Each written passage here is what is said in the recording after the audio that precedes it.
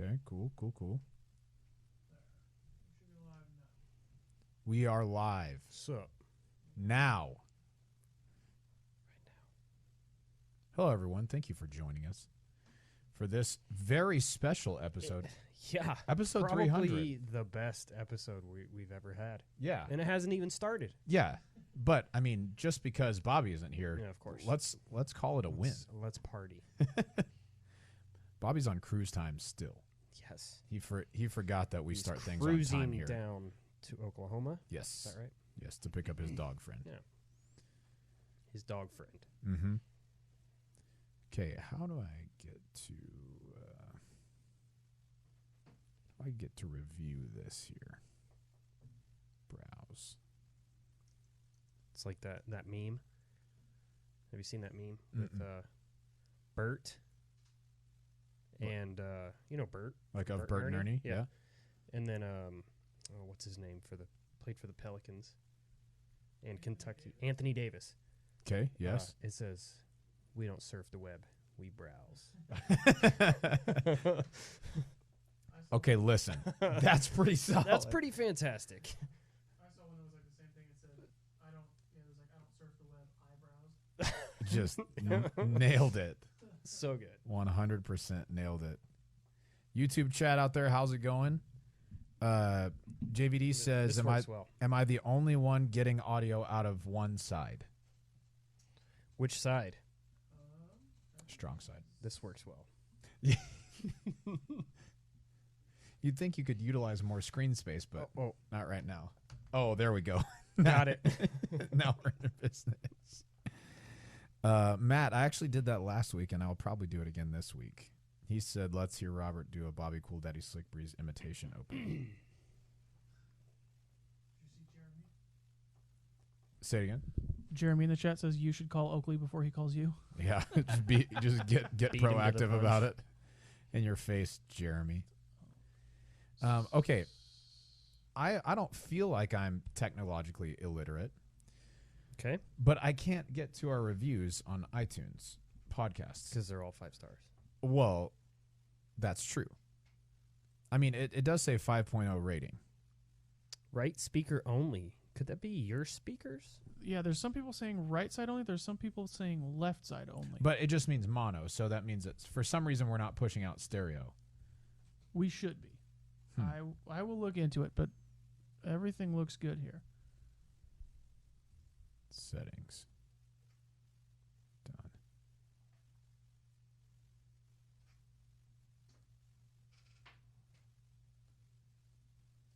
You guys hear each other in both ears, right? Yeah. Yeah. And I hear you occasionally. Yeah, that's a mistake. Yes. We need to cut that ASAP.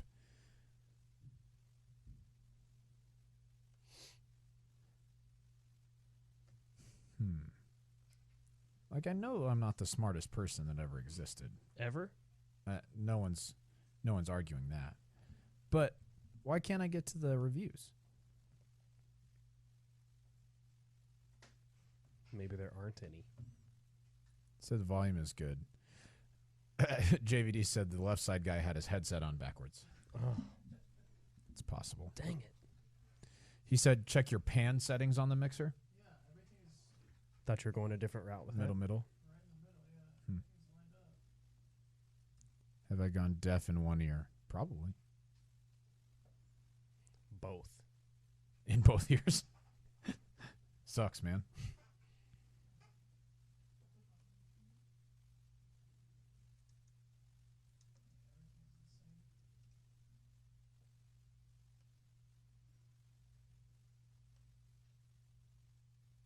Let's see what happens if I just put you guys all the way to the left.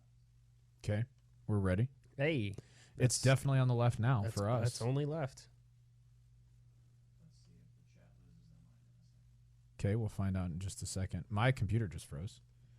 So, is yours still going? Mm-hmm. Yeah, okay.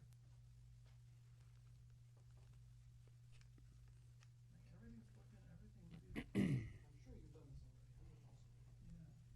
Yeah. But Terry there- Miller is deaf in one ear? Is one of the input cables that we're back to metal now? Is one of the input cables on the field recorder loose a little bit or no? Shouldn't be, and that shouldn't have any impact on the Okay. And both of the little monitors on the board are gone. Hmm. Because if it was on the board, we would be hearing it.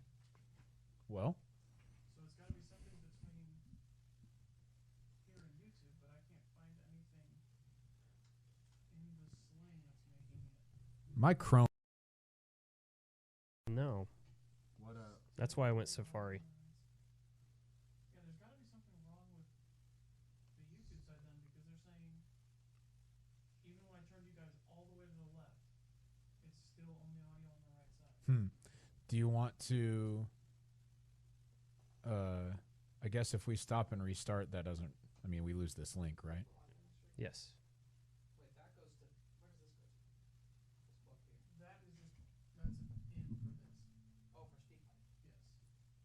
Yeah, no. When I listen on YouTube, it's only in the right ear, but coming through the board is fine. Open the audio mixer on Sling real quick. I'm just gonna unplug this separate, and then clip the headphones. Sorry, guys. A little bit of technical difficulty here. We are going to try and sort this out real quick and get it back going.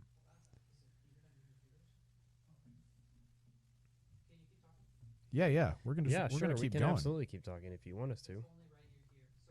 Bobby the Boatman Slick Breeze. Oh, so it's a setting like in Sling Studio, you said? All right. I believe in you guys to find it. Yeah, figure it out. Yeah. There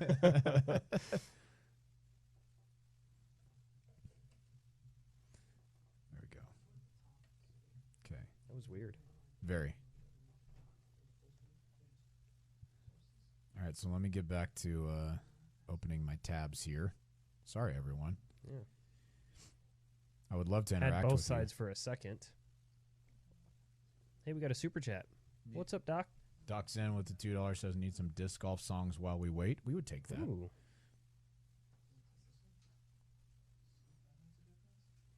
This podcast leans way right. It's one thing you need to know about us. That's right. JVD, why didn't you go to Thailand? Like, doesn't seem very fair. Yeah, what the heck? The ECP, thanks for the compliment there. I actually got a haircut today. So Today. I was feeling it. This broadcast is very overstable. Yeah, extremely. It was good for a split second. That's what a bunch of people said. It is a gold line Are we still- recoil. Hey, we are somewhere in the sling is making things only put audio off the right side. So it was good when we closed out. Where do I?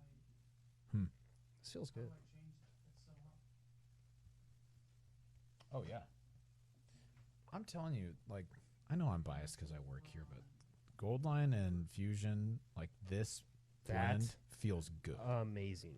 It's like almost like SE, isn't it? Like, Yeah, it kind of feel like with that sort of grip. I really Yeah. like it. What you got? He said last time it happened, you are true, there was JVD. some sort of a connection. You are true. So I'm just gonna unplug and plug everything back in. Okay, we're going to just... Oh, okay. There we go. Yeah, weird right now. Flying to Thailand alone looks very suspicious. Dude, Mark Hill. What a Mark. Starting us off hot. Atta boy. $9.99 super chat. He says... What do we got jumping there? That's a pair, a dancing pair. It's a pair. Workout pair. It's interesting color. Number one fan. Mark, you are a number one fan, and we That's right. appreciate that. Are pears typically that color? I think they're more on like the, lime green, Greenish? yellowish type side. Not turquoise. Was that? Is that? Hey, maybe it's because of this disc. Could be. What you? How about now? Any improvement on the audio, everyone? Nick, thanks for tuning in. Chaser said he got some feedback in the left ear. So close. Dang it. Sounds like a loose or bad cable. Came back for a second if you were messing with that. Should we just do subtitles and I'll just type everything we say? If you would. That's going to be very difficult for me. Real time. Oh, impressive. Incredibly. By the way, that's the name of our next disc. stenographer. Yes. Yes. Act like we haven't talked about it. We've talked about It's it. on the list. I'm not saying which list. But it's on the list. It's a list. Sean said, I've had sound in both this whole time. Heard a loud pop. I think these guys are just messing with us. I don't at this think point. so.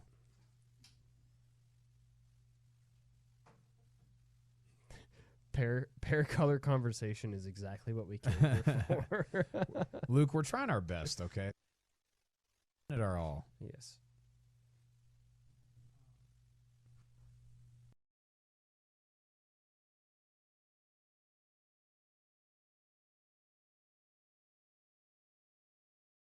Really low. Chaser said, given the speaker setup, only EMAC can talk and Robert will have to use sign language. Perfect. That's bad news for everybody. It'd be worse if it was the other way because I probably know one sign and nobody wants me to do that sign towards them. So That's fair. I can do I think most of the alphabet, okay, but in what time? true. Very slow time. Lost it. It's back. Have it. Good now. It's back. Silence. All good now. Got it. Johnny V, I'll only Both sides trust good. I'll only trust if you say it's good, Johnny. Good. He says good. Johnny says it's good. There's one dude who says silence, and that dude can get hot. All right, let me get a couple of Google Forms open since my computer froze up briefly. Technology, am I right? Yeah. I think Kip Dynamite said it best when he said, I love technology, but not as much as you see. But I still love technology. I like how Sam says, do we have Emacs swear jar on standby? Yeah. Dude, Ace Run coming in hot. Yeah, what's up, Ace Run? Hitting us with the $9.99 super chat. $9.99. Great to see EMAC again. Yeah, man. EMAC's been Yeah. a busy man. I've been here and there, but mostly there. Yeah, man.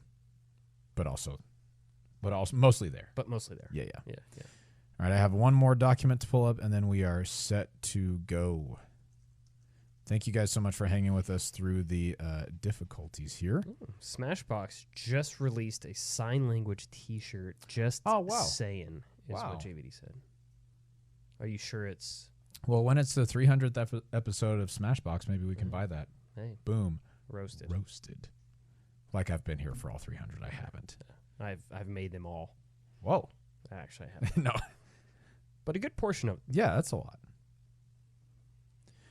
All right, I think we are about ready to go live. If you guys would do us a big favor and like and share out the stream today. We've got 12 likes on the stream right now. We'd like to get that up to, let's say, what do you guys say, 50? Mark, I'll have Be that pretty picture fit- to you be pretty by the end of day tomorrow. Chaser said Disc Golf Answer Man shall now be known as OK Boomers. Oh, man. That's true, man. For all of the things that that we can do okay, sometimes we do less okay than others. Yes. Yes, Jerome.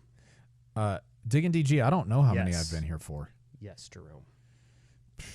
Probably Yes. like 100 100? episodes. Yeah. Probably like 2.5 years or so. Yeah. So somewhere in there. Sure. All right. I have questions up. I have one extra thing for us up. I think we're all set. Let's do this. Good to go? I am ready when you guys are. We're ready now. Let's do it. Hey, everybody. Welcome to this episode of the Disc Golf Answer Man.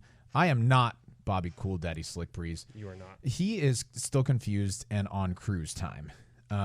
If you're wondering what cruise time is, it's a time that we made up just before starting this episode to explain why Bobby isn't here. Yeah. I think on cruise time, you're late for everything.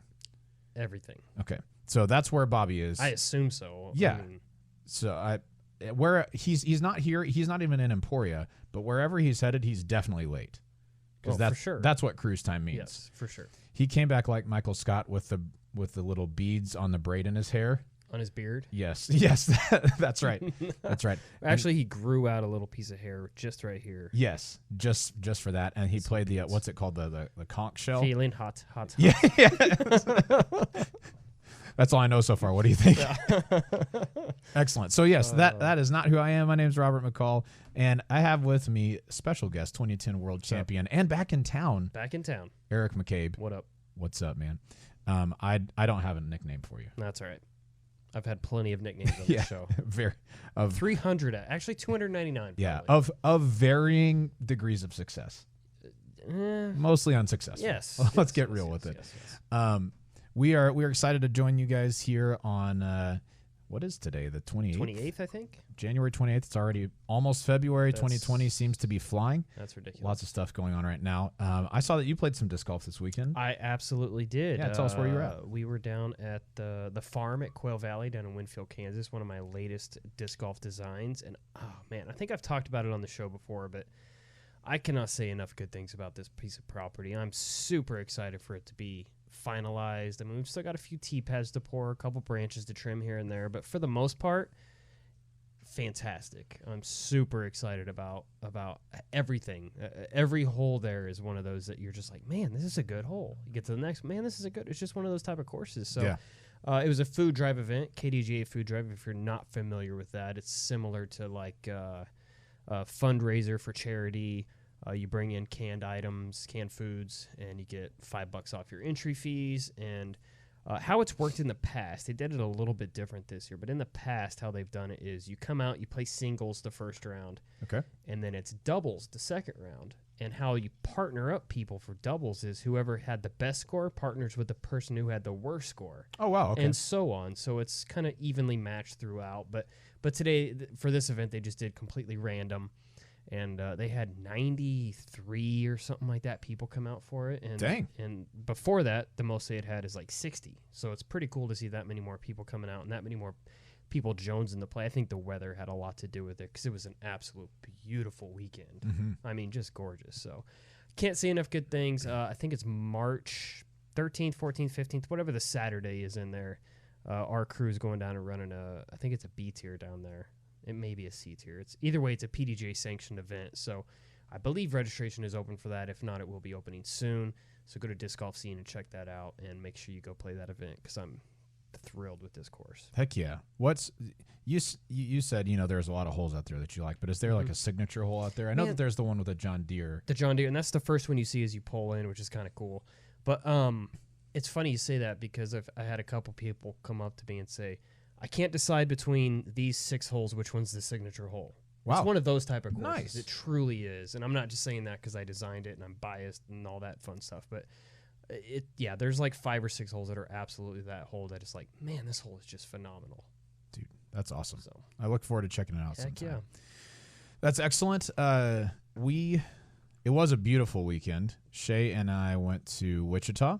We played a little bit of pickleball, but we mostly went up there to get some of the last stuff. We're redoing our bathroom, and so we adulted this weekend. Like we bought tile and stuff for the shower and stuff Sweet. like that. So not as much fun, like stuff that we're happy to have and that we need. I did the adulting last week. Yes, I had a guy come in and appraise all new windows in the house. Ooh, dang. So nice. Yeah, so we've got a little bit of that stuff to take care of, but otherwise a pretty relaxing weekend. Sunday though, did you do anything on Sunday? I did. It was like 60. It was about as good as it has been in a long time. Yeah. So I played golf on Sunday, and that was a mistake. First of all, I'm just not very good at golf. Sure. Second, the course was still very sloppy. Yeah. So it was like every shot, if you didn't pick it off clean, was trouble. Yeah. And I don't know if you guys know this about me, but I'm not known for picking the ball cleanly off of the grass. I wouldn't say it's my forte. What about out of the mud? No, not even on that either. Fair enough. But we had a good time. Hung out with some friends, played some pickleball that night, and then just hung out with some Sunday people. looked good, and this weekend looks beautiful as well. Yes. Like Sunday, I think it's like 65 and minimal winds. So I'll probably be taking the boat out this weekend. Heck yeah. Johnny V says, stop throwing discs in the house and you won't need new windows. Oh, really? That's unconfirmed. You might still need new windows. What about sheetrock? You might need Probably that too. going to need some new sheetrock. Very quick aside, when we lived in Austin, we lived in an apartment.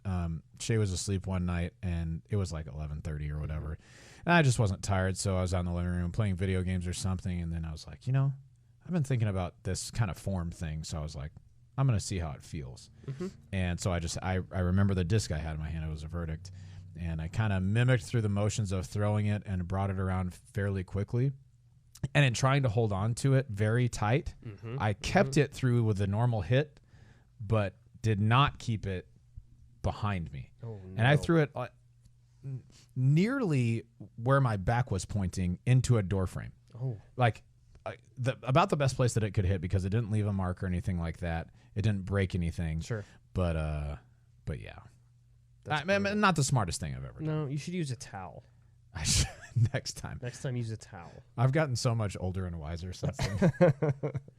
Well, we have... Well, older at least. Yeah, well, we know one thing. Definitely older. We have a lot of speak pipe questions to get to. Fantastic. And then we've got actually a lot of Google form questions as well. We will not be able to finish all of the questions today, so we're just going to get through as many as we can. So let's hop on into the questions. As always, you can go to discgolfanswerman.com to submit your question there. You can do it via Google form, which is the written form, or you can do it via SpeakPipe, which is like a voicemail. We have lots of SpeakPipe questions, so let's get into the first one of those if we're good to go on those, Anthony. We are. Give me 1 second, and I will make sure that audio works as well. Oh, Yep. yeah. Yep, that sounds good. We need that. The first one is going to be coming from Jake. Hey, Disc Golf Answer Man crew. Jake from Cleveland here. I am looking for a new distance driver. I currently throw a Raider and an Escape, about 300 feet. I'm looking for something a little more understable that I may be able to get a full flex flight out of and maybe get a little bit further. Thanks, guys. A little less stable than the Raider then probably, because the Escape is more of a fairway, and you're probably, while you can get some good distance out of it, you're not getting max distance out of it. So the one disc, there's two discs that kind of come to mind for me on this. One of them is a Trespass. Yes. And the Trespass is, in my personal opinion, probably one of the most underrated discs in our lineup. Yeah.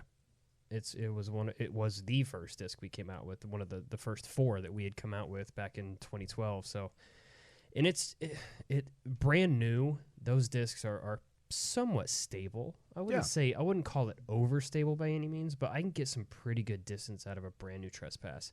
And to me, it does kind of fly like a beat up Raider. So I think that could be, the disc you absolutely need to try. The other one that came to mind at first was Ballista Pro, but I think it's going to be pretty close in stability to the Raider, at least brand new. Right. But when it beats in a little bit, I feel like the Ballista Pro beats in a little bit quicker, and I can get more distance out of it. It's a little bit more, I guess, not quite as accurate. Yeah. As I get out of the Raider, but I would say go with the Trespass first, like a Lucid Trespass first. Yeah, I think that's a good suggestion. One other thing to think about too, if you're throwing a Raider and an Escape, both about 300, you probably have the nose up just a little bit, which means that you're not going to get kind of that full potential out of a shot like that. So also, yes, getting a new Trespass, I think that's probably going to help you out a little because you'll get more turn than the Raider. But you also want to make sure that nose is down so that you can get a full flight out of it. So something to think about. Let's go ahead and move on to the next one, Anthony, and see if the volume's a little bit louder on this one. We'll see. Okay, this is from not me, but this is from Anthony. Okay. Oh.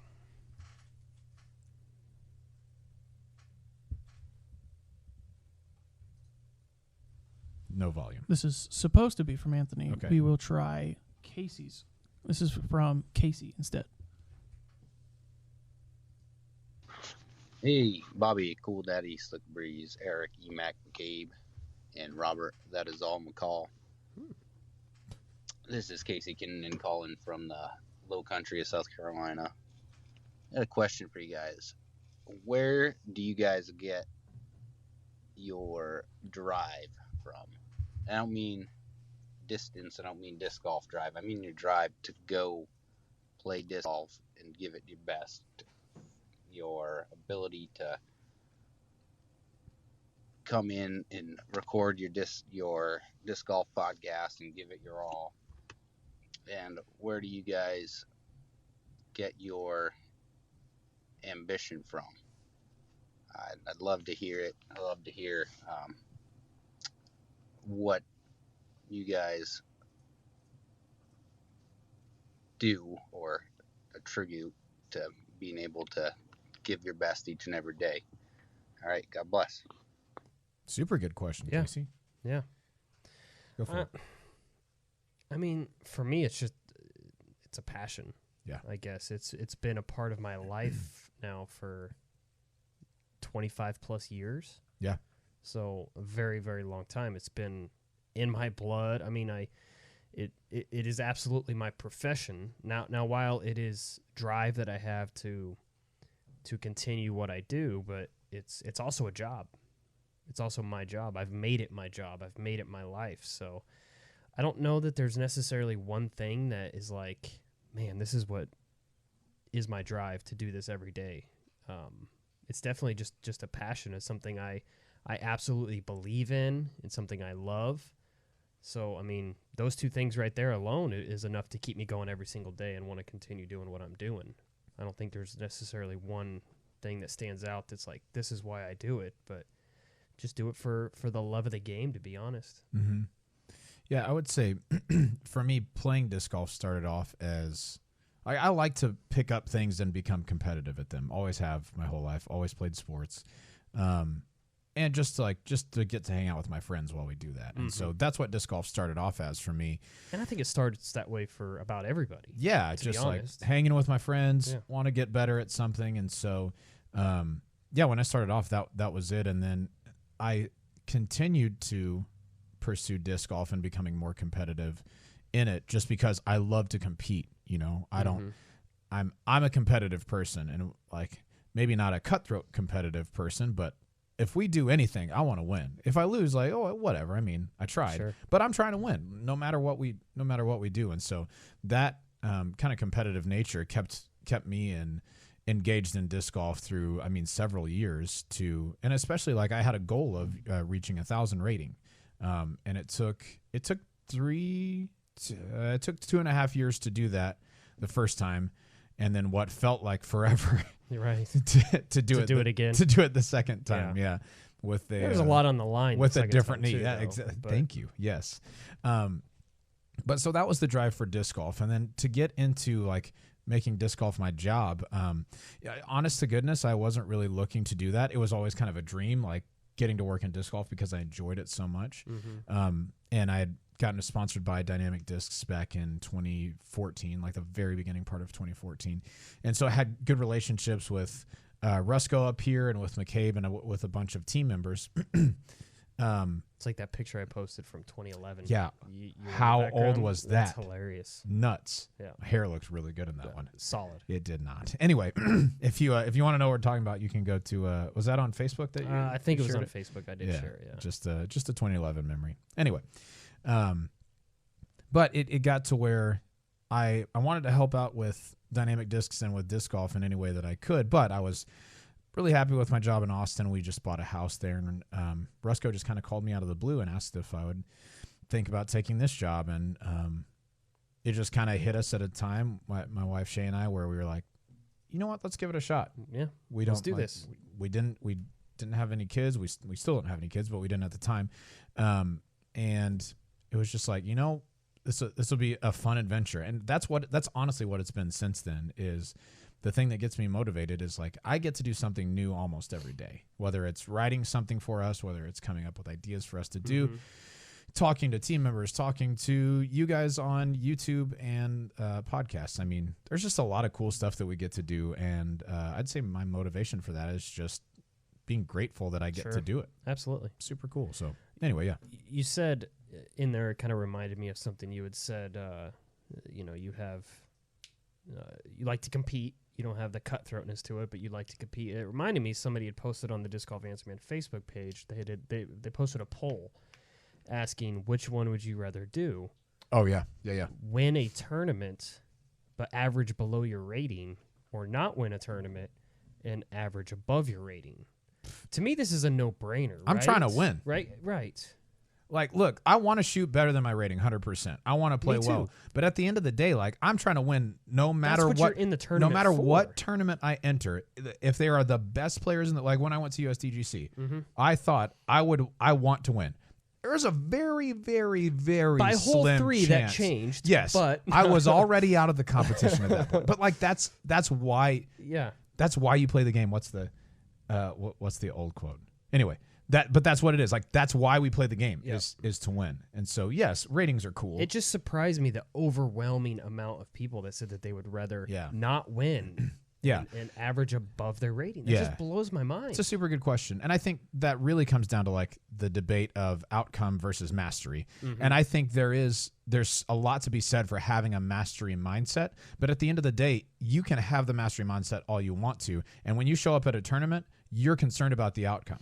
Like I want to play as well as I can, and if I gave everything that I could and I won the tournament and I averaged 970, yeah, okay, cool. W. I'll take the W. Write it down, PDGA. Thank you. Yep. Anyway, and it just kind of maybe shows that a lot of our followers on that page could be on the amateur side of things. Yeah, maybe so. And I know there was a lot of sandbagging comments made on that post as well. So it's just interesting to see, and I just wanted to get your take on it and what your thoughts were. Sure. I always want to, Chaser said this just now. He said, I play to beat myself. My goal is to be better than I was yesterday every day. And I love that. Like that's a mastery mindset. And I have that sort of mindset. But when it comes to competition, like if you're asking me if I would like to win or not win, assuming that I have the same mindset regardless, heck yeah, I want to win. Come on, man. I gave it my best. I'm trying to get that done. That's a good question from JVD. Would you rather win a great B tier or shoot the highest rated round? Okay, I'll take the highest rated round ever because you're in the history books at that point. And I've won a couple of B tiers. What I would like to see, though, is what the other round was rated. Yeah. If you lost, if you shoot at 1150 and lose. Yeah, but you went 950, 1150. You went 850, 11. So I'm down with that because that first round probably won't count for my rating. So you just you have one going on your rating and it's an 1150. Let's do it. And then I quit playing disc golf. I become the highest rated player of all time. Yeah. Secure the biggest contract of all time. Let's go. I like it. That was a fantastic question. Yeah, from I Casey. really enjoyed that. Took us down a fun road here. Yeah. I'm going to move to a Google form question. This one comes from Roger. He says, how do you guys, this is a great follow-up question to that. He says, how do you guys approach your tournament rounds to get in the right frame of mind? A good tournament round is just magic, but I've only had 2 to 3 good ones. Most of them are just mediocre for me. The difference seems to be pretty much mental. Failing to get in the right mindset costs lots of strokes. I wish I had a mental reset button. Please tell me where I can find that.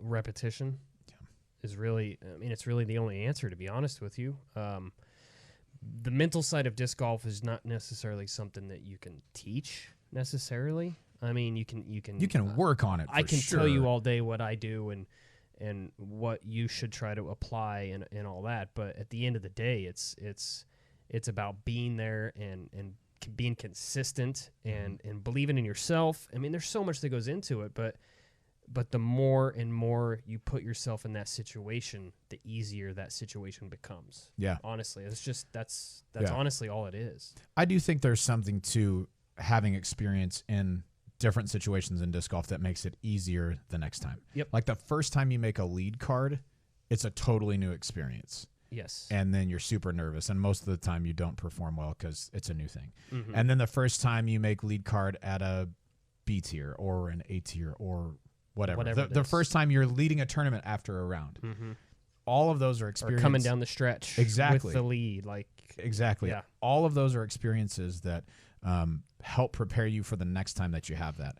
I would say the best thing that you can do to work on your mental game up to that point is just to read some mental game books about golf. You can also, shameless plug, I didn't plan this, but you could also listen to the On the Call podcast that I host for us here. Mm-hmm. In that podcast, I kind of dive a little bit more into the mental side of disc golf because it's something I love to talk about and I'm fascinated with. And you get to hear from some of our sports top professionals about what they were thinking in specific moments and how they prepare. I think there's a lot of knowledge to be gained from that, and there are mental game golf coaches that make ridiculous money because they know how to help people do that. Most of us don't have the type of money to hire a personal sports psychologist, but luckily for us, they've written books that are like, $10 or $15. Yeah. So I would check those out. My two favorites are Golf is Not a Game of Perfect and Fearless Golf. Two super good ones. Golf is Not a Game of Perfect is a really good book. Yeah. Dr. Bob Rotella, he knows what's up. Yes. Let's move on to the next speak pipe question, please, Anthony. We are going to try and revisit Anthony's question here. All right. Sweet.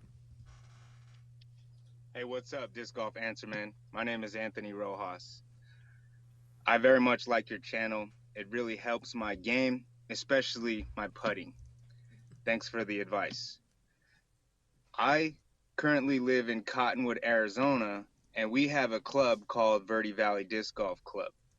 My question is, what things or advice would you give us in order for our club to grow bigger and expand? Thank you very much. I appreciate your time. Well, thank you. First off, Yeah. I mean, that's kind of what we're known for, and what we do best is making you a better disc golfer. Now, as far as your club goes, and not just making your club bigger and better and promoting and all that, but one thing that kind of comes to mind, I guess, something that we do around here a lot is a couple things. Hosting free leagues, not necessarily making people pay, because a lot of beginners are kind of scared to come and compete, or think that they're not good enough to compete, and putting money on the line. Well, what's the point in me paying a $5 or $10 entry if I'm just going to lose? A lot of people do have that mindset, and I think having a few free leagues just to get them out there and involved. Another thing, the other one that kind of comes to my mind as well is doing stuff in the community. So approach school districts and see if you can come in and do clinics or even demonstrations and introduction to the sport, even if it's just very minimal, letting the kids throw some discs around and getting them involved, which at the end of the day gets their parents involved, which it's just more and more new players coming to the game. And I'm not sure how big Cottonwood, Arizona is, but I would assume it wouldn't be too difficult for you to get a hold of someone at the board, the school board, and getting in there and doing some clinics and stuff. Yeah, no doubt. And you don't even, people feel like, oh, I suck at doing clinics. I'm not good at it. I don't know what I'm doing. But to do a clinic at a school is probably the absolute easiest clinic to do, because it's just the basic introduction to the sport. It's, when you're teaching kids how to play, it's a couple things you really want to do. You want to teach them grip and the basic fundamentals, and then you just want to give them the disc and let them rip. And then just don't try to be too critique about them. Like, don't say, hey, you're doing this wrong. You're dropping your shoulder. You're not bringing your hips through. Just let them throw. That's all that they really want to do, is throw and have a good time and make that big shot. Right. Yeah, and then just, another thing is just having events in your area. Yeah. It's as simple as that. And we have plenty of, in the box tournaments. Yes. Yeah, 100%. We're finishing up Veterans for Vets right now. We'll have Trilogy Challenges coming up in May with one of the discs that we're super excited about is the Bounty. The Bounty. Come on now. Yes. But honestly, our Trilogy Challenge discs for this year are fantastic. Mm-hmm. They're going to be very, very good. But then USAMPC is another thing that gets people out in kind of a different sort of competitive way. That's US Amateur Match Play Championship, if you haven't heard of it before. Brackets for those will start coming live February 15th. But those are sick too. It's one of my favorite things we do. The Trilogy Challenge has been a staple of ours for some time now. Right. But the match play, there's something about that finale in Emporia. The player pack that those guys and gals get for coming to town, the winner receiving baskets and T signs and discs for life and all that fun. It's amazing. Nobody's really ever done anything like that on the amateur side of things, and it really is phenomenal to go out to the course and watch those guys compete. It's so much fun. Yeah, for sure. Kind of as we're talking about events, there's a new thing that we're doing here at Dynamic Discs called the Chain Gang. This is a group of guys who are going to be coming from Emporia to run events around Kansas and kind of our bordering states, maybe a little bit outside of that. So Oklahoma, Nebraska, Iowa, Missouri. They're going to be prepared to run sanctioned events as well as trilogy challenges, 2-disc challenge. They can put on clinics. They'll have the RV fully stocked with your favorite DD, Latitude, and Westside discs. And so if you are looking to have these guys come and spend some time with you, you can check them out and email them at chaingang, all one word, chaingang@dynamicdiscs.com. The guys running that are Carl Atwell, Tony Sisko, and Jake Key. So people who have experience running tournaments as well as clinics and who do a lot to grow the sport in that way. Absolutely. And their first event, actually, I believe is their first event, will be at the farm. That's at right. Quail Valley, of course, we were just speaking of earlier. So that's right. So if you guys are wanting to check out what they have going on, email them right there at chaingang@dynamicdiscs.com. Let's keep it moving. We have another Google form question here. This is from Morgan Long. What's up, Morgan? Morgan caddied for me at USDGC. fantastic. He was a kind fellow. He said, I know when a disc ends up breaking during a round, you play the biggest piece of the disc. Yep. So to combat that, if you were to make a putt, make the putt as it's falling to the bottom of the basket, it breaks and falls to the bottom of the basket and out of the cage. What would the ruling be on this? Ooh. So he's saying if you putt and it breaks, falls into the basket, but the bigger piece falls through the bottom of the basket? Right. That's the day you quit. You need to find some more durable plastic. That's right. That's the day that you say, you know what? I'm done playing disc golf for today. We're done here. If it's in a tournament, that's unfortunate. Wow. I haven't broken a disc in years. No, same.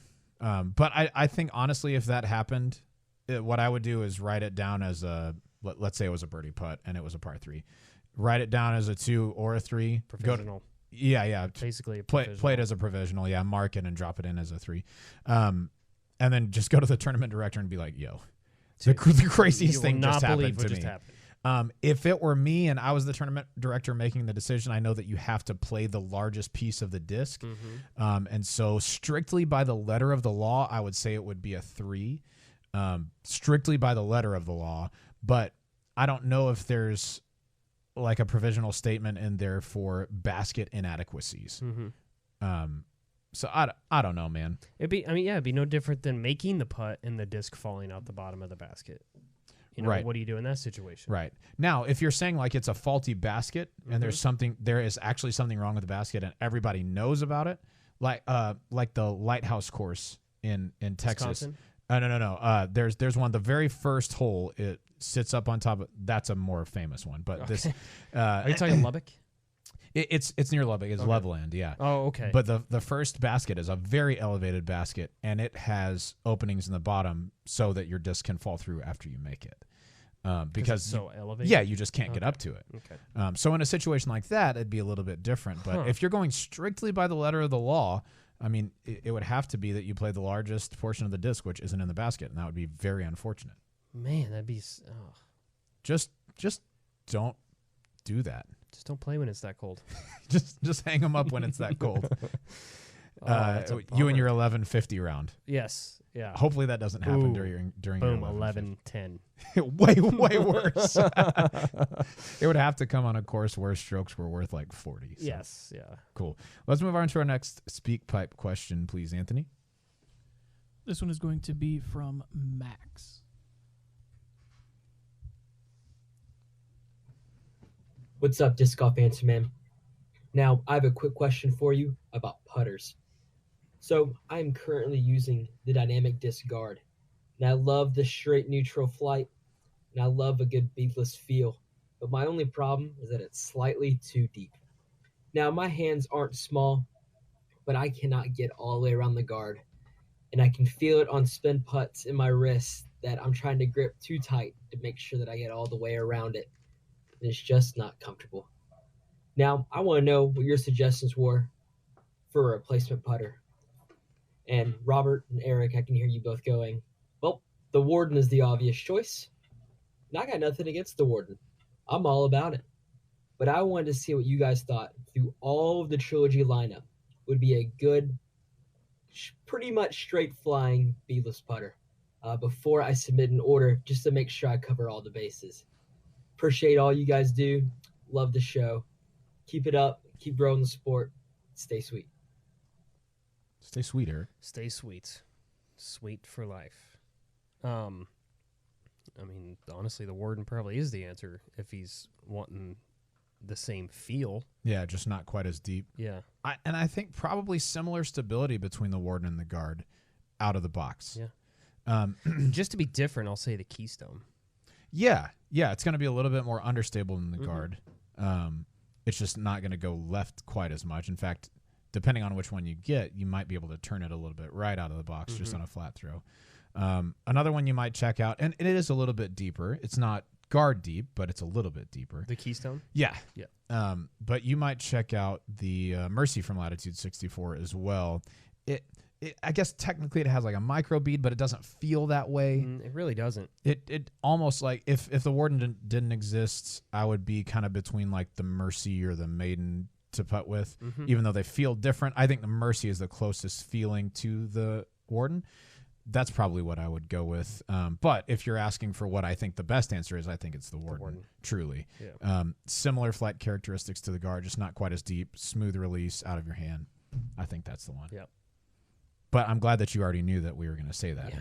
It's You very already good. knew the answer. That's right. We missed a super chat earlier from Brent. He gave us $10. Thanks for the 10, Brent. We appreciate it, that. Brent. He said he's finding the PDJ guidelines to be a bit vague. How can I figure out prior to registering what division I belong in? I'm a fast learner, having started in the fall and have been playing 3 to 5 rounds a week. Brent, thanks for your super chat. That's a super good question. It's difficult to know where you should play without, seeing you play or knowing what your scores are or anything like that. And even if we did know what your scores are, that's not always a foolproof way to figure it out. One thing that you could do is play with some tournament players in your area, people that 100% play tournaments. Ask them what they're rated, play a couple of rounds with them, and kind of see how you stack up. Maybe on not your absolute home course, because sometimes that can skew better for you than another course would, just because you play it so often. Being familiar with it. Exactly. But what I would do is just, get with those tournament players and ask them what they're rated, ask them what division they play. And, if you're hanging with them and they play intermediate, then you'd probably want to sign up for intermediate. But if you just have absolutely no idea, signing up for rec is never going to be a bad move, especially for your first tournament. Event. Yeah. Now, if you had played a couple and your rating is like, or you've played a couple $8.99 and you won both of those, maybe move on up. Move up. But to open. Yeah, that's right. All the way up. Shoot that 1150 or you're going to lose. Let's do this. But if you're just signing up for your first one, man, you can do rec. But what I would do is get with those local players and kind of just see what they think about it. Yep. Same. Sweet. Let's do another super chat. Okay, let's do some more Hey, super Chad, chats. let's do some more super chat. Let's do another speak pipe question. I'm sorry. This one is going to be coming to us from Steve. Hi, DGAM fam. This is Steve calling in from Calgary, Alberta, Canada, in land of the snowy disc golf troopers. I have a question for you today about the mental side of golf.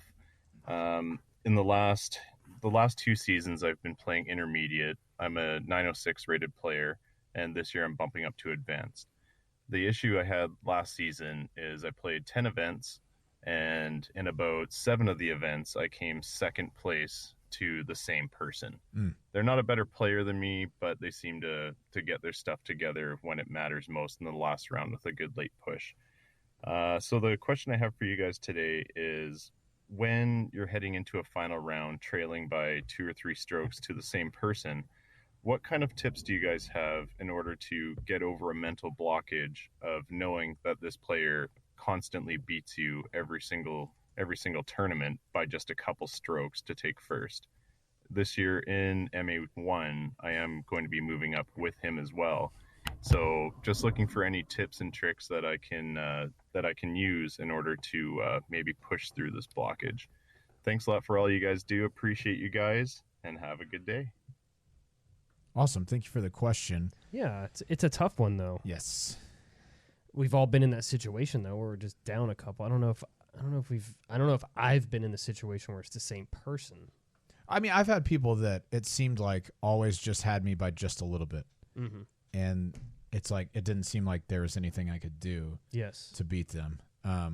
But it wasn't like several events in a row. It would be maybe 2 events, and then like one of us would play way better or way worse or whatever. Yeah. Bradley Williams comes to mind for me. Yes. Like anytime I would go down to Texas, it'd be me or him. I've lost countless tournaments to Bradley Williams. And probably not just tournaments, but countless casual rounds, too, oh, yeah. probably. 100%. Probably more casual rounds than tournaments, right? Oh, yes. Yes. But most of the time in the casual rounds, he's already beating me by like 6, so I'm not as worried about it. Yeah. But, yeah, I mean, I think I have 15 or 16 wins, but I would probably have 23 if Bradley Williams didn't show up, didn't play disc golf. For me, when I'm playing with somebody like that who I'm really trying to beat, the temptation is to pay more attention to them than you really need to. Yes. I mean, that when we first came to Emporia, Eric beat me almost every time we played, pretty much every time we played. And, you know, I don't have like, I mean, I do. I have a very specific personal vendetta against Eric, but I didn't at the time. Of course. I'm just kidding. But when it gets to where you know that person is beating you, the kind of the worst thing you can do is really pay more attention to what they're doing, because maybe you're different than me, but during the round, I only have so much mental energy. And if I'm using it thinking about what somebody else is doing, I'm probably not using it as efficiently as I could on what I'm doing, right? So the biggest thing for you to do is to put that player out of your mind as much as possible. And this is something that I'll do when I'm playing on a card with someone who I'm just not like a really big fan of. Maybe they do something that's a pet peeve of mine, or they kind of go out of their way to be rude to people, like as a gamesmanship sort of thing. That kind of helps elevate their game. Yeah, but hurts everybody else. I'm not a big fan of when people do that, but there's no rule against it. Noted. So, dang it. But anyway, what I do when I'm playing on a card with somebody like that is just kind of stick to myself or hang with somebody else on the card, who I know we're going to be cool with. We can chat it up. I'll pay attention to their shots, where they go and everything, because it's in the rules that I need to do that. But otherwise, just kind of let them do their thing, let me do mine, and not worry about their score. Yeah. Because I'm not going to change my game plan based on what somebody else is doing. I'm just going to play my game. And this also, in my mind, goes the other direction too. If you're leading the tournament by 2 or 3, yes, sticking to your game plan is always key, in my opinion. Just, I don't know how many times that I've given up a lead because I've changed my game plan halfway through and decided not to keep pressing or stick to what I originally decided to do. So it's always in the best interest to stick to your game plans. Yeah, I agree for sure. A couple of super chats coming in from my gaff of saying super chat instead of speak pipe. Disc Golf Comedy says, fine. $2. Thank you very much. Appreciate that, Tyler. Your video today was very funny. I enjoyed it. Also, very accurate misses. Yes. Like ones that just barely hit off the top and missed. Come on. That's impressive. Brandon Wilson. So good at missing. Yes. Brandon Wilson with a 2. He says, yes, sir. Also in response to the super chat thing. And then Ahem Slayer. $5. He says, another super chat. When does USA MPC singles registration open? Where would we sign up? That is a perfect segue into another thing I would like to talk about, and that is the U.S. Amateur Match Play Championships. Those are going to be coming up. Registration opens for those for brackets starting on February 15th. So what you're going to do is go to discgolfmatchplay.com. Go there. You're going to see a bunch of tabs up at the top, but we've got one for singles, we've got one for brackets, we've got one for tournament directors, all that sort of stuff. You can get all the information that you need there, but the big date that you need to know is February 15th. That's when you are able to start registering to run a local bracket in your area. There's a lot of stuff that goes along with that, and there are rules and things like that, but I think the thing that most people are afraid of with U.S. Amateur Match Play is the local bracket, because they think, I can't get everyone together on a specific weekend, or I can't, I don't want to have to figure out who plays who. We try to take as much guessing out of it for you. So you register through UDisc. All players register through UDisc, and then UDisc automatically creates a bracket for you. So you don't have to worry about hurting somebody's feelings by placing them against someone they want to play or don't want to play. UDisc takes care of that. When you're playing a round amongst competitors and you have 16 competitors, what we've done before in Emporia is we'll say you have from Monday to the following Sunday to get with that person and play your round. So you don't have to decide on the course, do all that. Yes. It's how I run mine. Yes. You don't have to play the same course as anybody else. You don't even have to play the same layout as anybody else as long as the players who are playing agree on it. Then you're good to go. Yep. You play, match play, you determine a winner, and that person moves on. Yep. And one of the cool things about U.S. Amateur Match Play as well is the player pack is $45 to get into the local bracket. And from there on, if you keep winning, there aren't more entry fees. Like if you win your local bracket, you get a prize pack from that. Then you move on to your state bracket. If you win that, you come to Emporia where you get $500 of store credit to the Dynamic Disc Retail Store and $250 in cash to help cover part of your travel. Then if you happen to win all of those, you get 18 baskets and 18 tee signs to put a course in pretty much wherever you want to. Yep.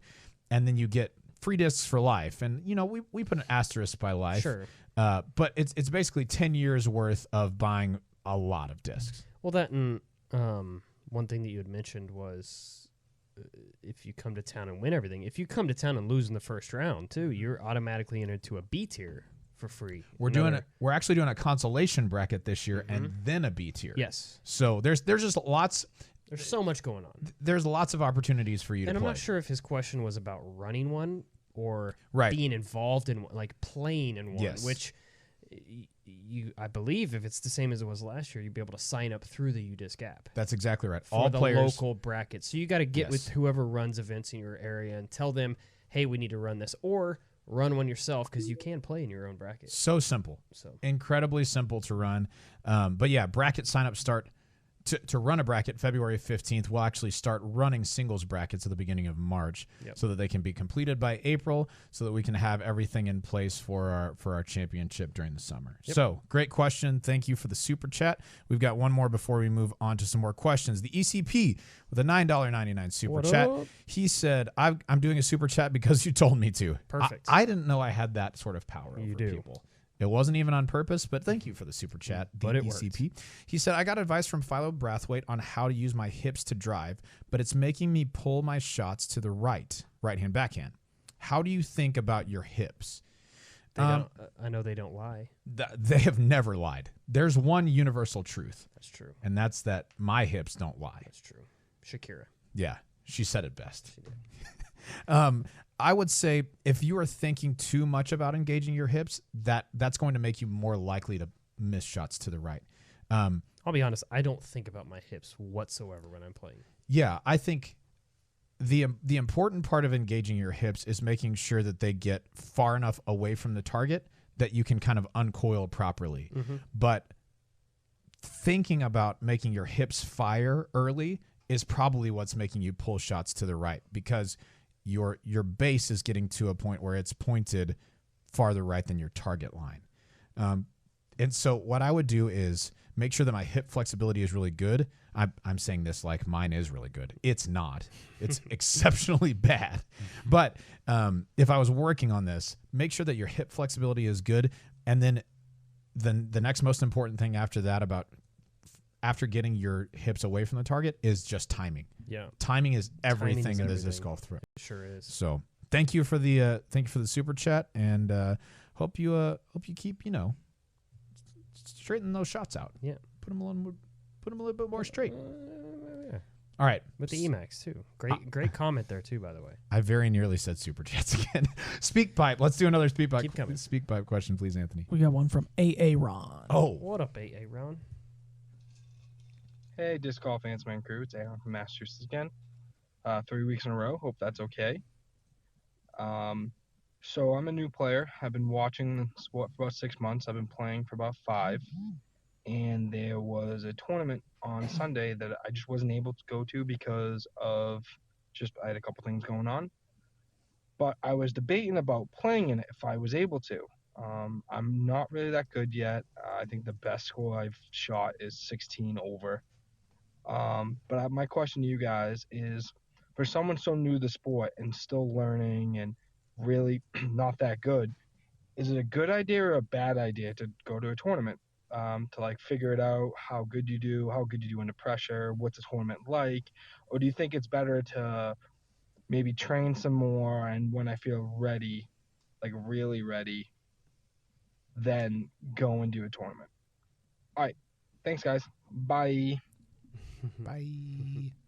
That's a good question. And I've done this in 2 different ways with different sports. So when I got it, water polo. yes, I'm a very accomplished swimmer. If you know anything about me, you know I'm basically like a fish. I thought the horses were scared of water. Yeah, it's true.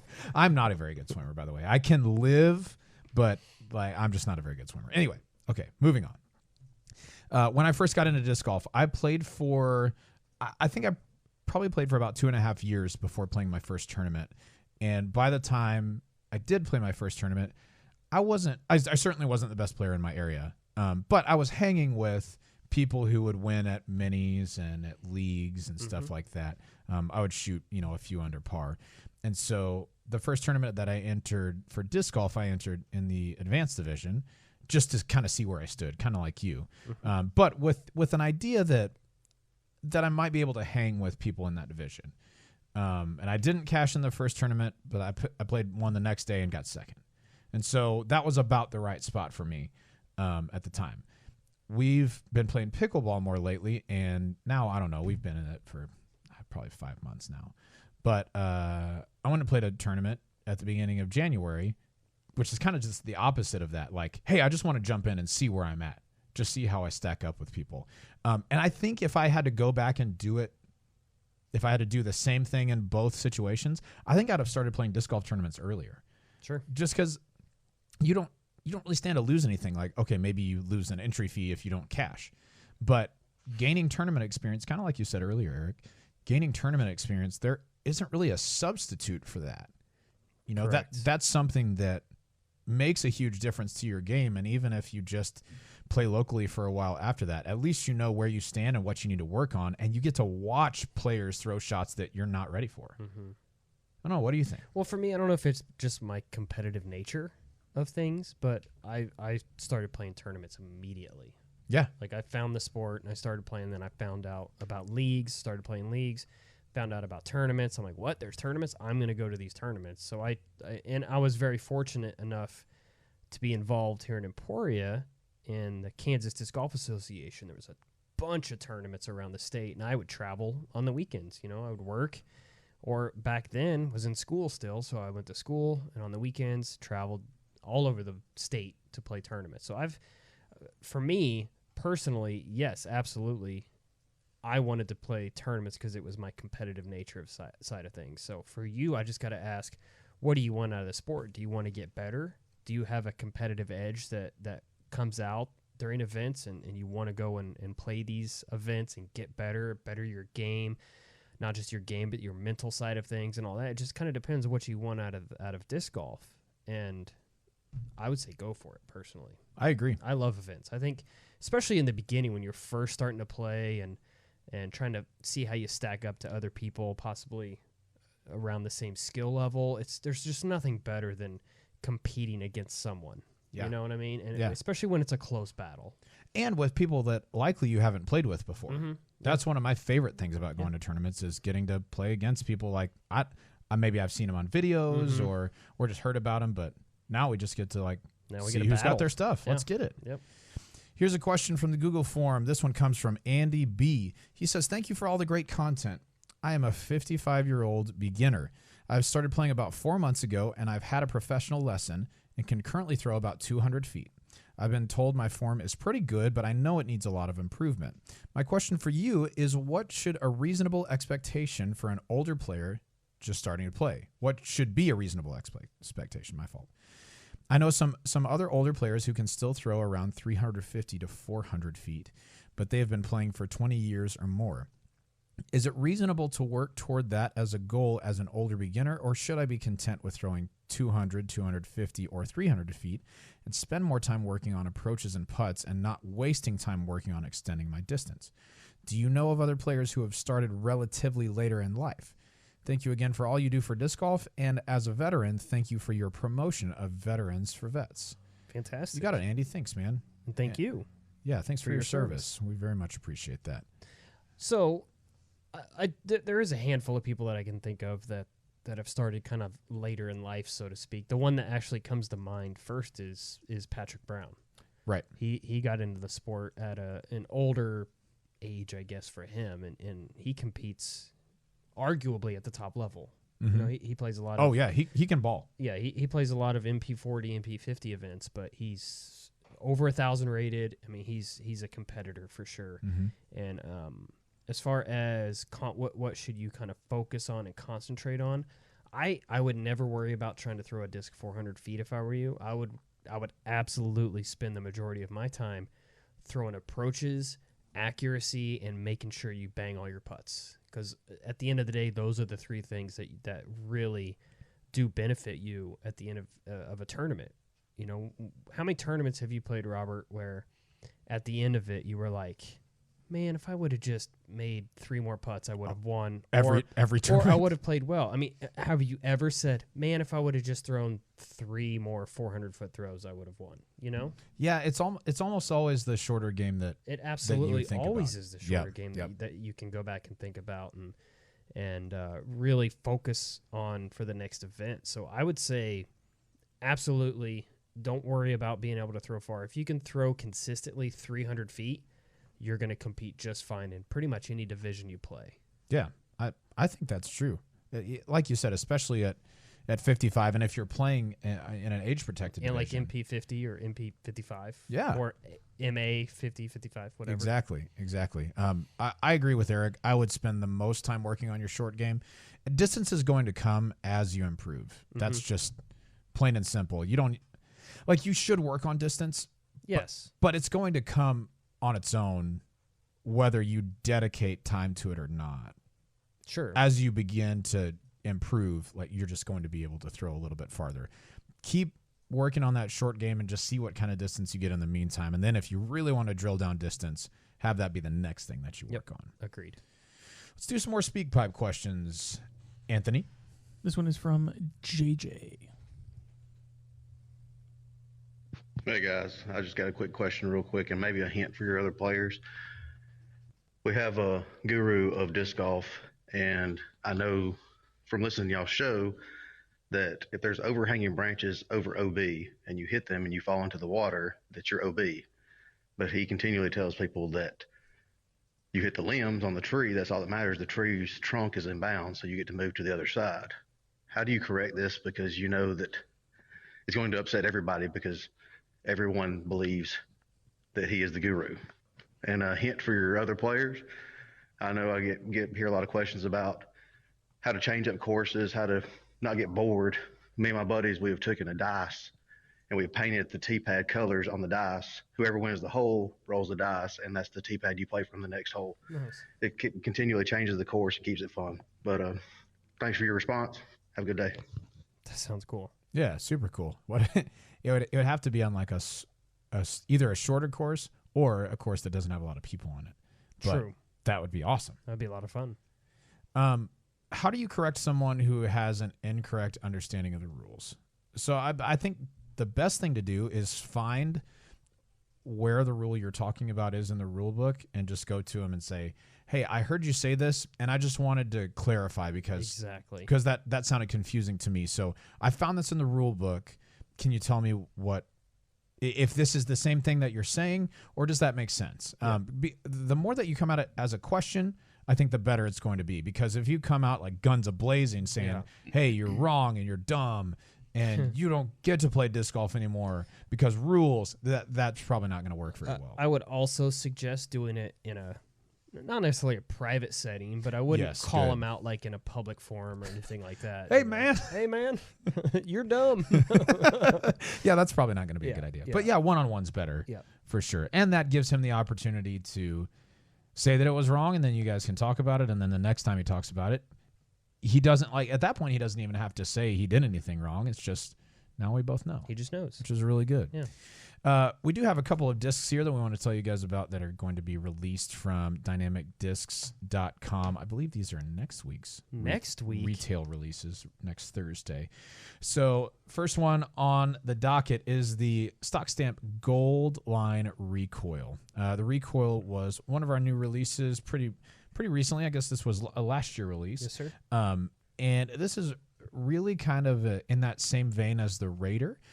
Little bit of turn, little bit of fade, but as far as distance drivers goes, a really throwable, controllable distance driver. Not too overstable for people who can't get it out there, over about 350 or so, but not so understable that people who throw 500 can't get some use out of it. Mm-hmm. I think it's really controllable for straight shots, things that you want to finish just a little bit left, and then a good grip for forehands. Sure.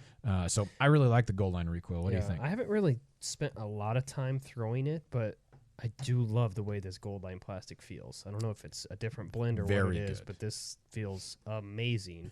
And something else to keep in mind a little further down the road is the Opto X recoil that will be releasing from Albert. Yep. Saw him on Latitude. They did a live video this morning or this evening, their time, Depending however on you where want to you look are. at it. That's right. And he was talking about it a little bit. So if you want to go to Latitude's page and check that out after this show, I encourage you to do so. So it's pretty cool. And I think this disc feels amazing. It feels very, very good for sure. Another one that's going to be coming up at that same time is the Gold Line Musket.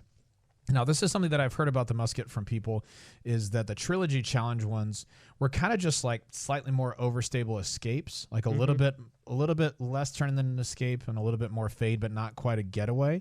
And what I've been told about these ones, I haven't gotten to throw the Gold Line ones yet, but Thomas Ekstrom, who designs the discs, said that the Musket is one of his favorite discs, favorite discs. And he said his favorite disc. Yes, and he said the Gold Line is it's almost like a new disc. He said it has less early turn and then still that same kind of consistent fade, but not heavy fade. And so if you've tried the Musket and you're like, man, I just don't know about it, maybe it had a little too much turn for me, you need to try out one of the Gold Line ones. Also, like we were talking about the Gold Line earlier, these feel incredible. Yeah. The rim is a comfortable size in your hand, and because it's a speed 10, it's going to be faster than your ordinary fairway driver. And so I think this is going to be a really good one. Gold Line Musket is coming out. And then one more we'd like to tell you about is there's two. Oh, There's two more. I'm sorry. A couple Air discs coming out. Yeah, Opto Air Mall and the Opto Air Fury. Both of these on the understable spectrum side of the spectrum of discs. I haven't thrown the Mall a whole terrible lot, but the Fury used to be one of my go-to roller discs. Mm-hmm. When I first made the switch over. And I'm actually considering going back and putting another one in the bag for those. Got to get it down and go to the right ones. But that wouldn't be this type of one, which is our air plastic, which is our light plastic. And if you're looking for a disc, if you have a slower arm speed maybe, or you just really love that air plastic, I think the Fury or the Mall, either one of them are going to be a fantastic disc. Yeah, for sure. I'll say the Fury, it has a little bit wider rim and is definitely, you can tell it's a little bit faster. It doesn't feel quite as understable as the Mall. Mm-hmm. The Mall is easier to move to the right and easier to control if you're throwing kind of those shorter distances. And I would almost consider, I know it's a fairway driver technically, but I almost consider the Fury a distance driver. Yeah, it's like a hybrid. Yeah. It seems like kind of that middle ground. Yep. And then I see a couple people asking about Lucid Wardens on the chat board. We get a lot of questions about those. Lucid Wardens? I'm just going to tell you. Okay. Just wait until next week. Join us back next week. Please. Please do. Because we got something special to show you. They are special. Yeah. Very special. That's all we're going to say about it. We have time for one more question, and then that's going to do it for our episode. So let's get one more speak pipe question in. Anthony? That is perfect because our last one is from Dave. Nailed it. What up, Dave? Hey, what's up, DGAF fam? Bobby Cool, Daddy Slick Breeze, Robert McCall, Eric McCabe, the guys behind the camera, Danny and Anthony, and if there's any special guests, hello.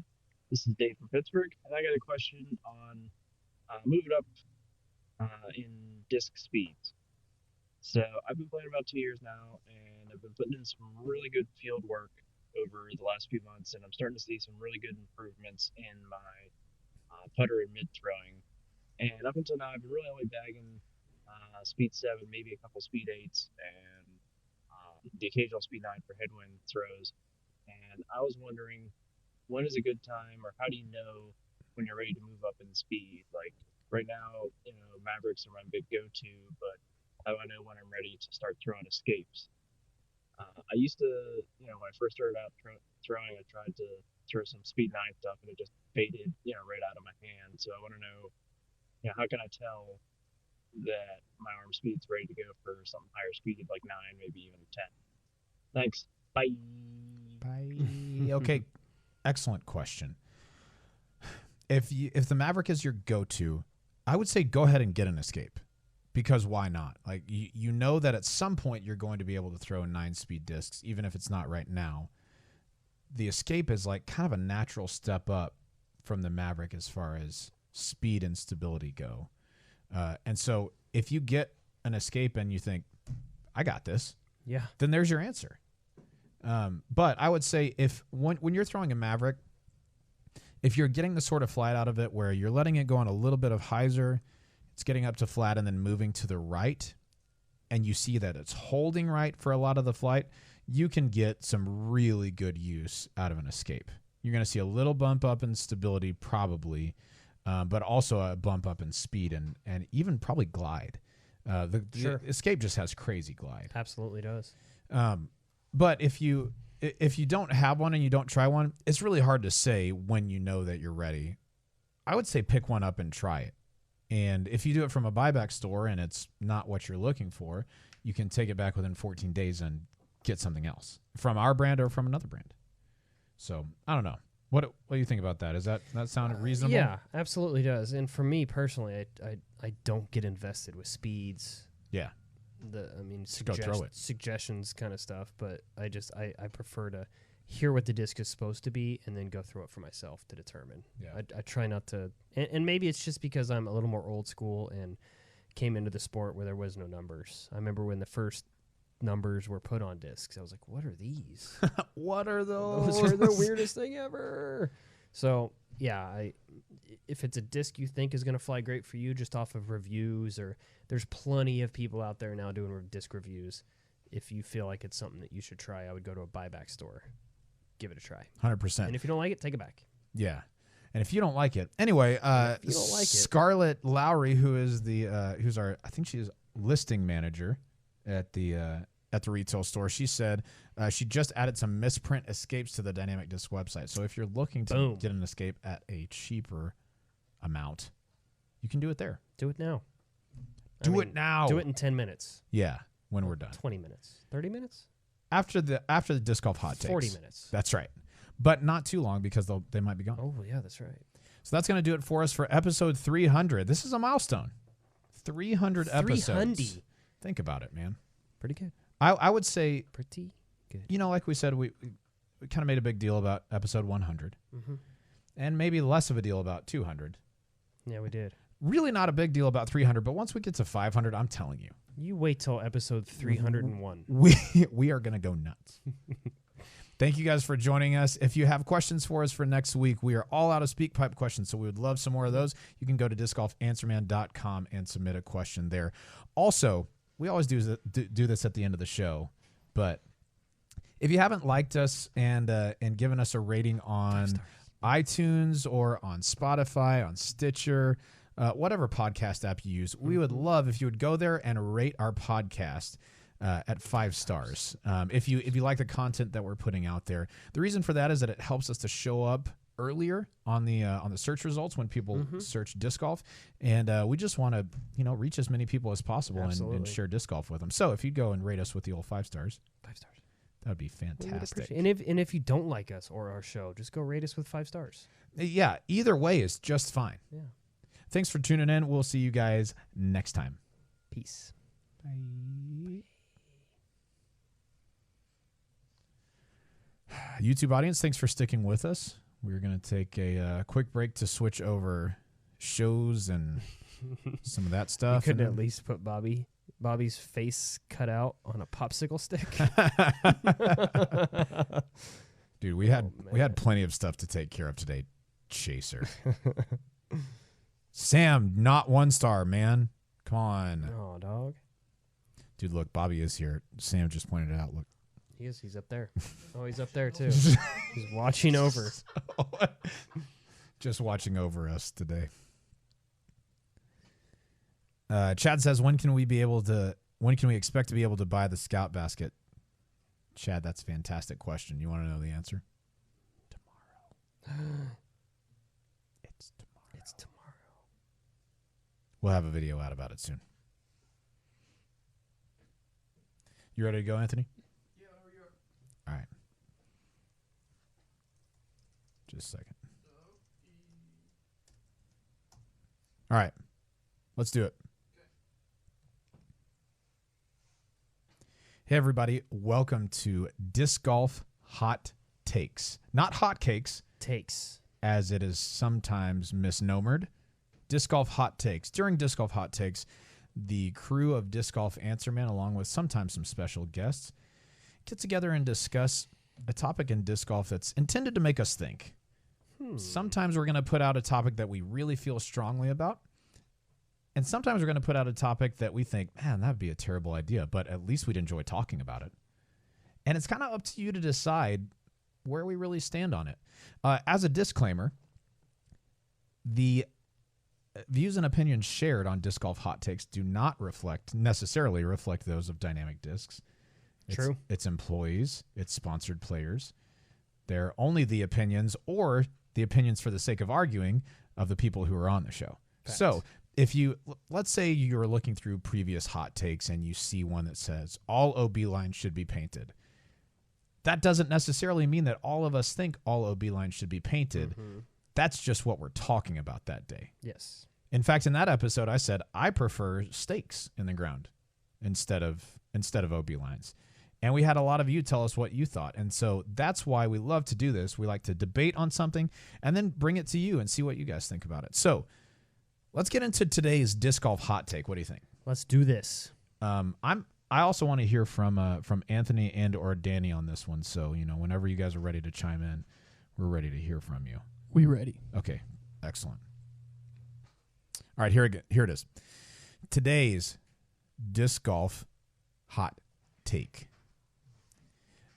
We should be able to use videos or pictures to make rules calls. Okay. Here's the background behind this.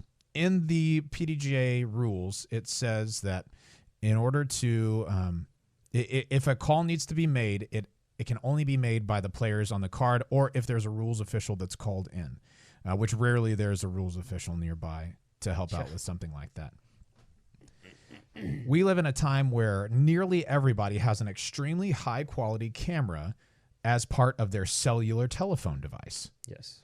I think it's time for us, as a disc golf community and the PDGA, to get with the times and say that person should be able to take a picture, take a video of what happened, and submit it to the TD to say this disc was in or out of bounds, help them to make a ruling on that.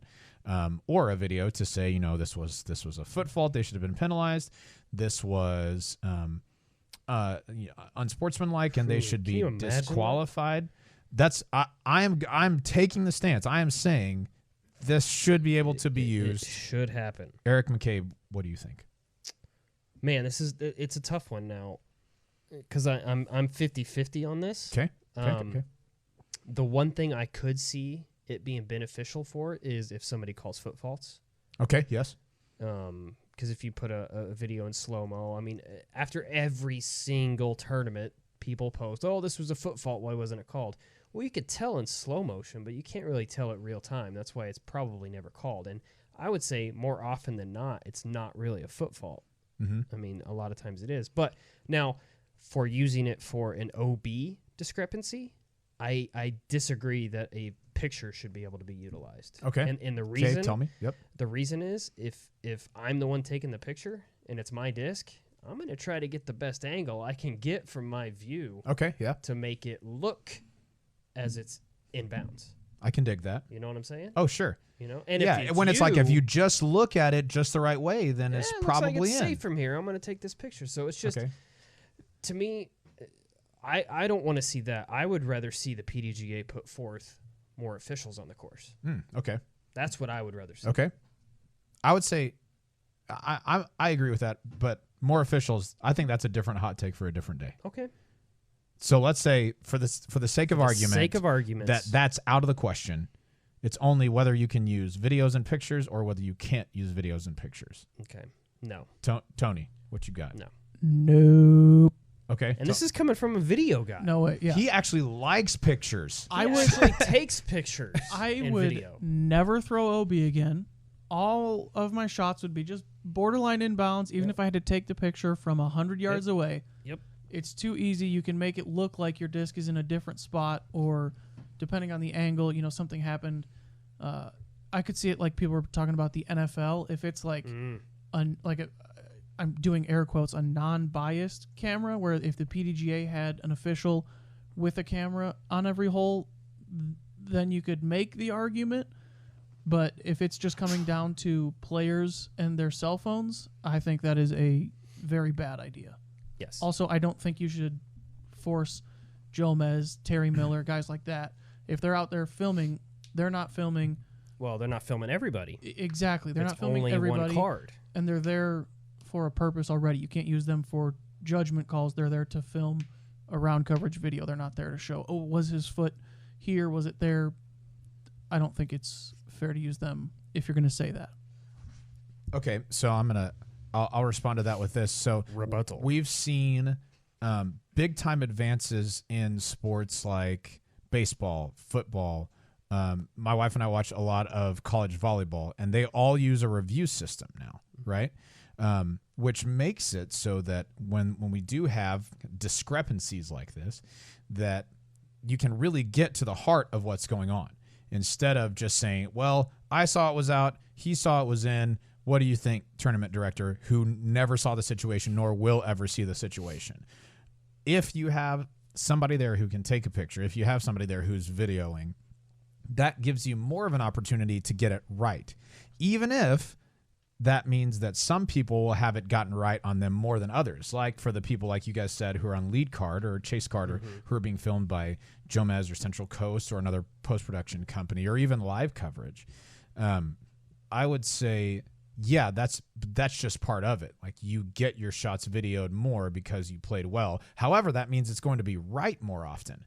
And whether that works for or against the player, for me, is irrelevant. I just think we should want to be like to make the right call more often. I think if you're going to allow someone to use, we'll just say Jomez. Yeah, if you're allowing them to use that footage, now can you make the argument that, okay, because they have a better likelihood of their call being made correctly and whatever, can you make the argument that they're now playing a different course, their rounds should be rated differently, they're playing in that it's an unfair advantage? Sure, they earned the right to be on that lead card, but now it's harder for someone to jump them. I think you're opening up a can of worms doing that. Okay. I think it's unfair to the other players in the field to just be able to utilize that because it's basically a different event, like you said. Exactly. I think if everyone could be filmed by the same entity, where if Jomez could put a crew on every card, okay, we could talk about that. Or if the PDGA or the tournament director or whoever, but like you were talking about like volleyball and stuff. Yep. They have an official there. They don't say, okay, well, you hit the ball. Well, so it's like, where do you think it went out? And then she was closest, so where does she think it went out? For golf, for that type of thing, for volleyball, tennis, all that, it's a little different because it typically is just the match that's happening at hand. Yeah. Speaking of, can we get shot spot like tennis? Because that's awesome. Oh, like man. And everyone in the gallery gets to go, as the disc is flying near out of bounds. Yeah. Anyway, continue. Yeah, absolutely. I'm continue with this realistic situation. But what about golf? Like, okay, what do they do in traditional golf? I know years ago it used to be, I think somebody even lost a tournament because a fan called in to the USGA and said, hey, this guy played this hole wrong. He's at fault. So the guy was disqualified. He wasn't even like stroked because in golf, it's like if you're cheating, essentially that's what it was. Right. You're DQ'd. If you don't show up to hole 1, if you show up to hole 4, guess what? You're not playing. Yeah. That's another one I think that personally our sport should take. If you don't show up on time, Sorry, buddy, you're done. DQ. No pars plus 4 or whatever it is anymore. Okay. Done. Okay. What do they do in golf now? Because I thought they had changed the rule that you can't use video evidence for golf. If they're not doing it for golf, where they have, 40 cameras? Yeah. At least. I think they still do that though. Because I remember what you like what The you're scenario. saying that they had talked about changing the rule. I'm not sure if they did. I don't know. I'm not sure if they did either. I need to look that up. But But I don't know. Here's the thing. I would even argue that when they were doing that, I think that's the best way to do it. Even though there's these darn rules Nazis sitting at home with their USGA manual open and thumbing through every little rule. Right is right. Like, that's what I'm trying to get at. If we can have this played as fairly as possible, meaning that the right call is made as often as possible, I don't see why we wouldn't use all the tools that we have at our disposal to make that happen. I agree on foot faults, that type of stuff, but not on any type of a picture with OB. Yeah, I think the person making the call, the group needs to make that call. And if it's 2-on-2 and they just argue all day long, then you need to call an official. And there is a rule in place, and it happened at Worlds where they couldn't decide on a call and they had to wait and wait and wait. So they went aside and let the next group play through while they waited for the official to show up. I would rather see that happen than somebody take a picture of my disc and send it to the TD. Yeah. Okay, so that's fair, because what if, let's say we have a heated rivalry and I would do anything to We'll win. just say 2 names, Ricky and Paul. Let's just pull 2 names out of Just thin random. air. Yeah. Random guys. Maybe you've heard of them, maybe you haven't. But okay, yeah, sure. Let's go that route. So Paul's disc is teetering on out of bounds, and Ricky's like, okay, I'll take a picture. I think anyone in the scenario would say, okay, that's probably not the best thing for Ricky, or like if just whomever to take the picture. It would have to be a third party that's uninvolved. Now, having that said, how many of those actually exist on the card? Because you mean like an official? Yeah, okay, fair. When you put it that way, I mean, I don't know, man. I just think, all right, here we are. We're in a 2-2 argument. By the way, I think that's where the benefit goes to the player comes into effect. Yes. At the 2-2. But let's say it doesn't. Let's say that these two are just firmly planted against one another. And they're in a playoff. Sure. I'm saying take a picture. Take it to the TD afterwards. Now, I'm not entirely unreasonable in my argument here. I think there should be a statute of limitations on when this information could be used. It has to come to the light. It has to come to light of the tournament director before the next round. So that's what I think. So let's say that would probably disqualify most of Jomez's coverage or post-produced coverage, because it's likely not going to be released before the next round starts. That player could go and just say, "Hey, Jonathan, let me get that clip." Yeah, they could do that. I'm 100% with you on your right is right. Yes. Thing. We want to get the call right. Exactly. I am all in favor of that. I think this makes it just as easy to get the call right as it would to get the call wrong. I think you could, like you were talking about, you could make it look like the disc is just out. You could make it look like it's just safe. I think it opens up the door to both possibilities, which is why I'm not in favor of it. That's why I'm not in favor of the picture. I would be in favor of if someone calls a foot fault. And there's slow like motion a video falling there. putt or something like that. Okay, so then follow-up question to that. All right, so we're competing, and I think because you jump putt all the time. Every day. Yeah. Every day. So, and I'm like, look, I want to win. So every time you step up to any putt, especially a circle 2 putt, my camera's out videoing you. You're good with me doing that. No. Okay. I mean, it's your call, obviously. You're the one that looks like the jerk or whatever. Yeah. Yeah. I won't say it. Yeah. Jerk. I'm not going to say it this week. Man. Hey, in case you're wondering what we're talking about, go back to a couple episodes ago. Fantastic little You'll see it. Freudian slip. Anyway, my bad. But yeah, that's true.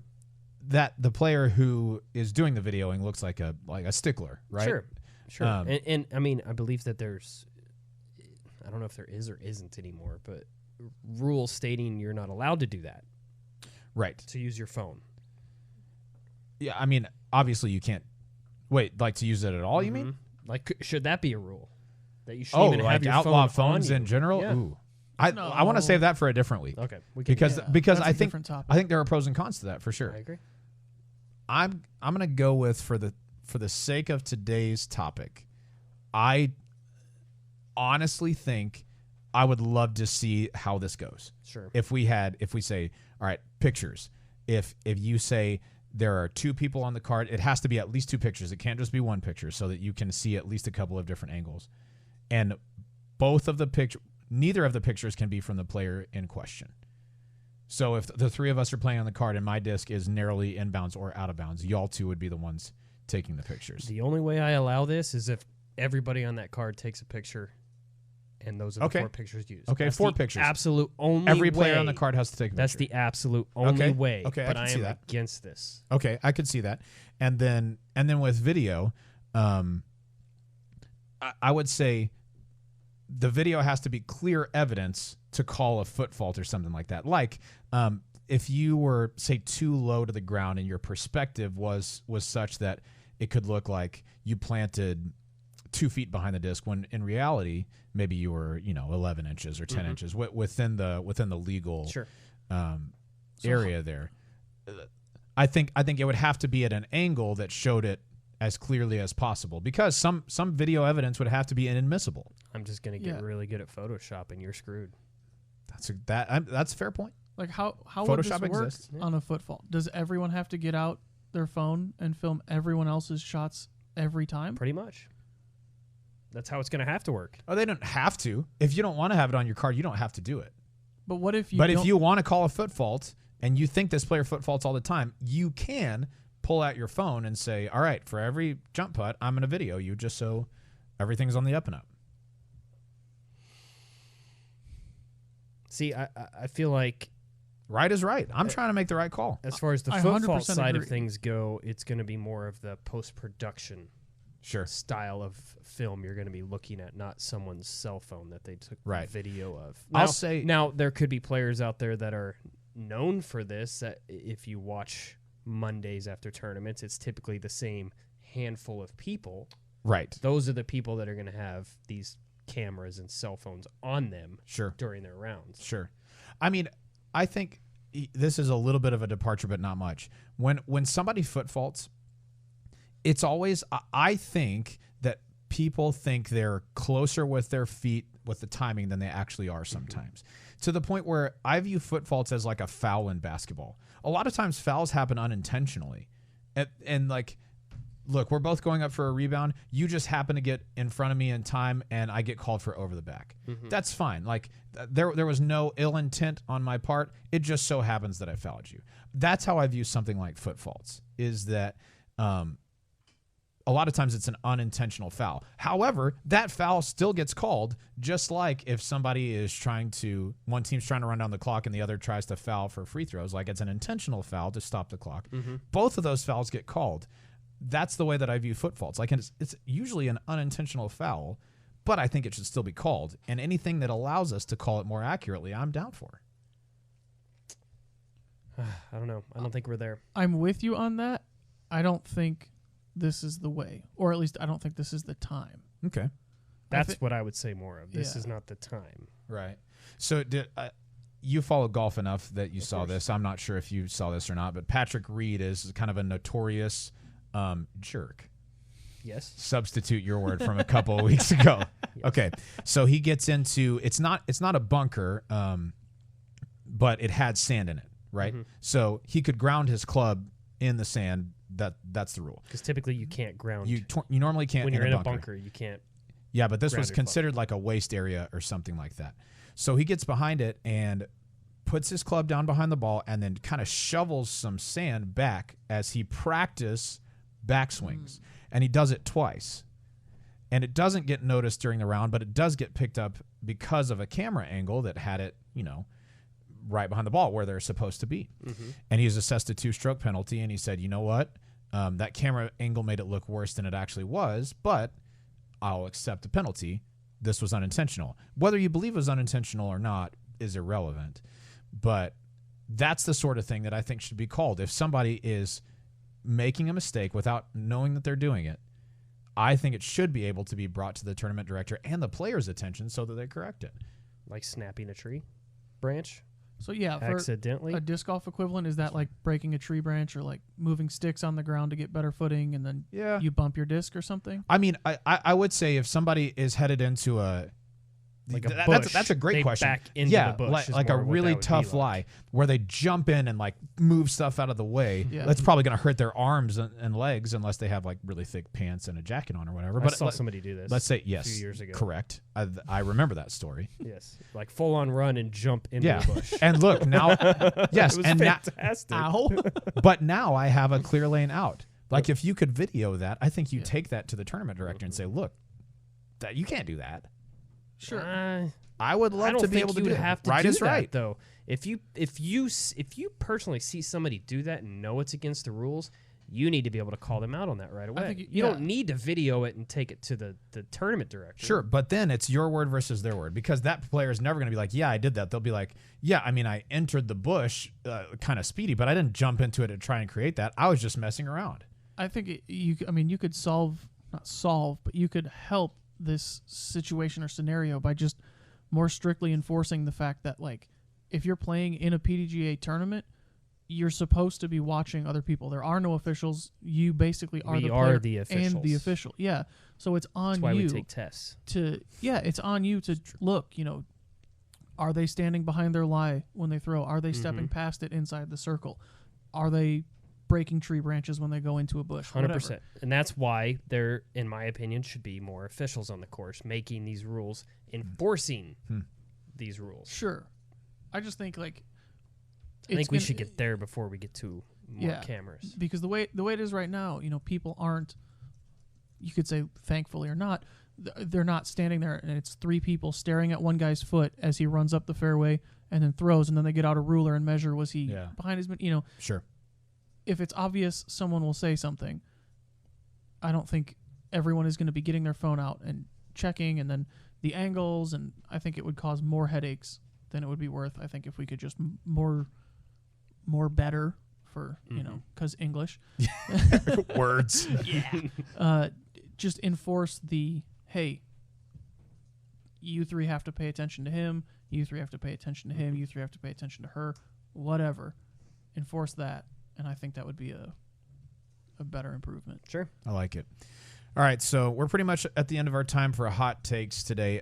What we want from you guys is go on our Facebook page. You can go to Disc Golf Answer Man Podcast by Dynamic Discs. It's a Facebook group. You can go join that group and join the discussion with us. We're going to post this there.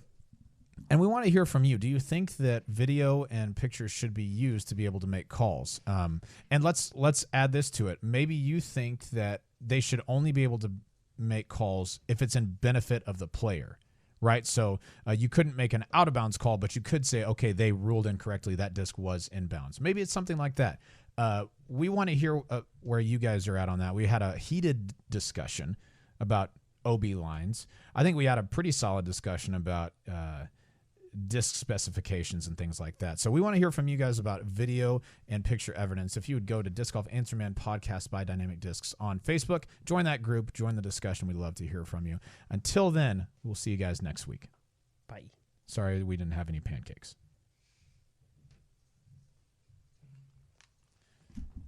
YouTube, thank you guys. Thanks for tuning in. We'll see you guys next week. Yeah. Sorry for the technical difficulties.